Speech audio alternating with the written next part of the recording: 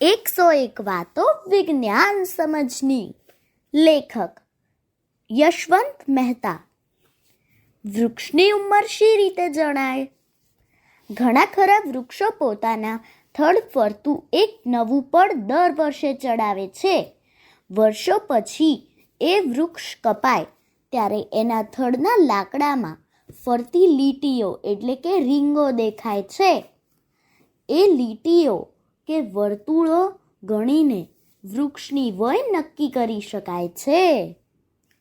થડના આ વર્તુળો ગત વર્ષોના આબોહવાના ફેરફારો વિશે પણ માહિતી આપે છે.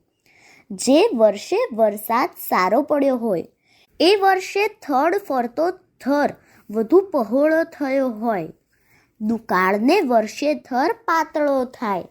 અમેરિકાના કેલિફોર્નિયા રાજ્યમાં સિક્વોયા, બ્રિસલકોન પાઇન, રેડવુડ વગેરે જાતના કેટલાક ઝાડ હજારો વર્ષ જૂના છે.